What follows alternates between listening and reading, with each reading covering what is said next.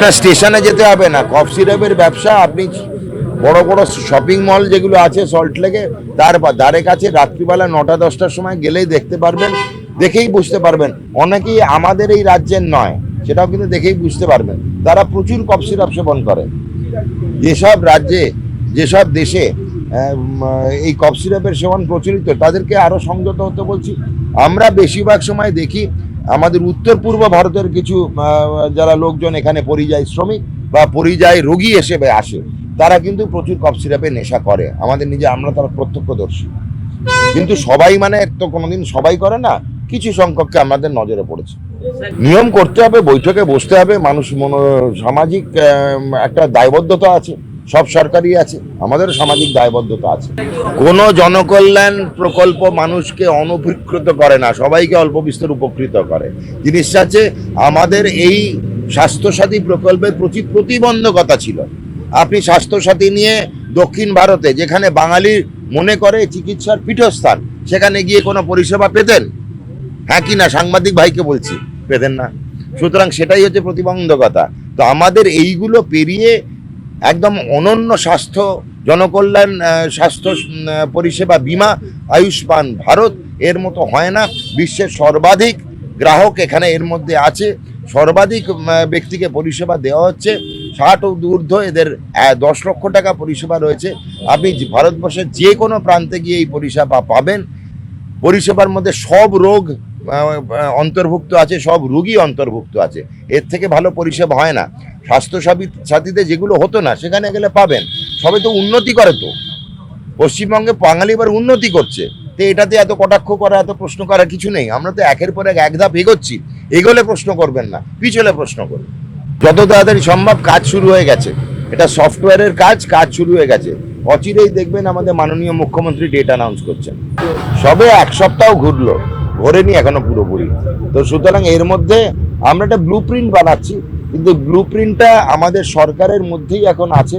যতক্ষণ না আমাদের এই ব্লু প্রিন্টটা মাননীয় মুখ্যমন্ত্রীর কাছে পৌঁছবে এবং মুখ্যমন্ত্রী এতে মান্যতা দেবেন, সম্মতি দেবেন, ততক্ষণ আমার মনে হয় জনসমক্ষে এই ব্লু প্রিন্ট নিয়ে আমরা আলোচনা করব না। তবে এটুকু বলে দিচ্ছি, স্বাস্থ্য পরিষেবার কয়েকটি বুলেট বিন্দু, স্বাস্থ্য পরিষেবা যেটা আমরা আলটিমেটলি গ্রাহকরা পাই, তার পেছনে অনেক অনেক বড় অর্গানোগ্রাম আছে। মানে আমাদের যে পরিকাঠামোটা আছে, সেই পরিকাঠামোটা একটা পিরামিডের মতো। সব থেকে শক্ত করা উচিত তার ভিতটা। সেই ভিত শক্ত করার কার্যপ্রণালী আমরা নিচ্ছি এবং সেটাই করা হবে। এতদিন ধরে সব সরকার এই চূড়াটাকে নিয়ে ভাবতো। চূড়াটা যেমন SSKM, NRS medical college, CNMC বা ন্যাশনাল মেডিকেল কলেজ, চিত্তরঞ্জন হাসপাতাল, চূড়া নিয়ে খুব চিন্তা ছিল। আমার চূড়ার চিন্তা থেকে এখন ভিতের চিন্তায় বেশি মগ্ন। শক্ত করার প্রকল্প আমরা নিচ্ছি, ওই কার্যক্রম নিচ্ছি। সেটাই তো আপনি বলে দিলেন যে গ্রামীণ হাসপাতালে পরিষেবা নেই, এটাই তো আমাদের স্বাস্থ্য পরিকাঠামোর ভিত। এইটা 2 নম্বর হচ্ছে ডাক্তার কম। হ্যাঁ, একদম সম্মতি প্রকাশ করছি, ডাক্তার সত্যিই কম। নিয়োগ প্রক্রিয়া শুরু হচ্ছে, নিয়োগ প্রক্রিয়াতেই গন্ডগোল ছিল। নিয়োগ প্রক্রিয়াটা কমিটি করতো, তাদের সবসময় পৃষ্ঠপোষকতায় ভর্তি ছিল। কাকে দেবো খুঁজতে গিয়ে এই সময় চলে যেত, নিজের ইচ্ছে মতো পেতো না। এই কাকে দেবো ব্যাপারটা চলে যাচ্ছে। এবার সবাইকে দেবো, যার মেধা আছে তাকে দেবো। আর ওখানে ছিল যে আমার দলে আছে তাকে দেবো। ওটার মধ্যে তফাৎ নেই। এখন পলিসি আছে যার মেধা আছে তাকে চাকরি দেবো। আর আমাদের প্রাক্তন প্রধানমন্ত্রী এবং স্বাস্থ্যমন্ত্রী, এই মুখ্যমন্ত্রী এবং স্বাস্থ্যমন্ত্রী কি বলতেন, যে আমার দলে তাকে দেবো, যে আমার পদলেহন করে তাকে দেবো, যে আমার আঙুলের দিকে তাকিয়ে চোখ নামিয়ে নেয় তাকে দেবো। এই দুটোর মধ্যে অনেক তফাৎ আছে। আর যে আমায় টাকা দেয় তাকে দেবো। তো আমরা তো এগুলো করি না, আমাদের টাকা চাই না, চাকরি না। অভয়ার যা ফাইল ছিল সেগুলো আমরা চেয়ে পাঠিয়েছি, কিছু পেয়েছি, কিছু পেতে বাকি আছে। কিছু অনুসন্ধানকারী সংস্থা, কেন্দ্রীয় সরকারের স্বশাসিত, রাজ্য সরকারের স্বশাসিত কিছু সংস্থা আছে, তারা ফাইল নিয়ে গেছে। স্বাস্থ্য দপ্তরের কাছ থেকে কেন্দ্রীয় সরকার বা রাজ্য সরকারের অনুসন্ধানকারী সংস্থা এবং অভয়ের মা বাবা এবং আমাদের ডাক্তার ভাই বোনেরা পূর্ণ সহযোগিতা পারবে। আমি সমব্যথী, যেরকম অভয়ের মা বাবারা সমব্যথী, আমিও সমব্যথী। ওই আন্দোলনে আমরাও 1.5-2 মাস ধরে সামিল ছিলাম। এটা খালি ওনার আন্দোলন নয়, এটা আমার আন্দোলন, সব সংবাদ মাধ্যমের সাংবাদিকদের আন্দোলন, পত্রকারদের আন্দোলন, রাস্তায় হেঁটে যাওয়া পথচারীর আন্দোলন, রাত্রিরে জেগে থাকার নারী শক্তির আন্দোলন। এই আন্দোলন কাউকে আলাদা করে বেছে নেওয়ার নেই, এই আন্দোলন সবার আন্দোলন। সুতরাং অভয় কেন মারা গেল এই উত্তর আমরা সবাই খুঁজছি, ক্যামেরার এপারেও খুঁজছি, ক্যামেরার ওপারেও খুঁজছি। কিছু কিছু কাপসার আছে যেগুলো across the counter etc drug বলা হয়, কিন্তু সেটা যেহেতু কেন্দ্রীয় সরকারের একটা বিজ্ঞপ্তি এবং সূচনা এসেছে, আমরা সূচনাটা পুরোপুরি ডিটেলসে দেখি। আমাদের মনে হয় কেন্দ্রীয় সরকারের যে সূচনাটা থাকবে চিন্তাভাবনা করেই দেওয়া, এবং সেই চিন্তাভাবনা অনুযায়ী আমাদেরও এই একই সূচনার মান্যতা দেওয়ার সমর্থ আমি। কিন্তু আমরা এখনই স্বাস্থ্য ভবন যাচ্ছি, বিজ্ঞপ্তি একটু পরেই হয়তো বেরোবে।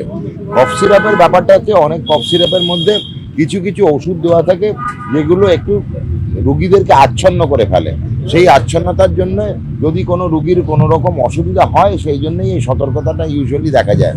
আরও কিছু আছে কফ সিরাপ যেগুলোতে হালকা বা অল্প বিস্তর নেশাও হতে পারে। এই দুটি কারণে এই বিজ্ঞপ্তি হওয়ার সম্ভাবনা, এবং আমার মনে হয় এই বিজ্ঞপ্তি কেন্দ্রীয় সরকারের স্বাস্থ্যনীতি অনুযায়ী, এবং আমার মনে হয় এটি ভালো নীতি বা ভালো বিজ্ঞপ্তি এবং সূচনা। হাজার একটা বিজ্ঞপ্তি দেওয়ার পরেও তো অ্যান্টিবায়োটিক্সের বিক্রি বন্ধ করছে না। সচেতন তো মানুষকে হতে হবে, সচেতন সরকার হচ্ছে, সব মানুষের মধ্যে সচেতনতা কোথায়? এতজন সাংবাদিক আছে, জিজ্ঞেস করুন তো কেউ বুকে হাত দিয়ে বলতে পারবে কেউ কোনোদিন একটা পেট খারাপের অ্যান্টিবায়োটিক খায়নি? সবাই খেয়ে গেছে। গিয়ে দোকানে বলে যে দাদা দুটো পেট খারাপের ওষুধ দিন, তারপর বলে দাদা একটু হালকা জ্বরের ওষুধ দিন। এটা তো আমরা সবাই করি। আমরা মনুষ্য প্রজাতি সব থেকে অসচেতন, আজকে পশু পাখি আমাদের থেকে বেশি সচেতন। একটা কোনো তৃণভোজী পশুকে দেখবেন না ভুল ফলটা খেতে, কোনোদিন দেখেছেন? কোনো হরিণ তার ভুল ফলকে মারা গেছে, সে জানে কোন ফলটাই বিষ কোনটাই ঠিক। আমরা সচেতনতার অভাবে বুঝি, আমরা বেশি পরিপক্ক ভাবি নিজেকে। আমাদের পকেটে এখন নলেজ, এবং আমার মনে হয় যে নলেজটা এতই ভাবি আমরা বিশ্বাস করি যেখানে ভালো আর খারাপ দুটোরই সংমিশ্রণ আছে। সচেতনতা আমাদের দরকার।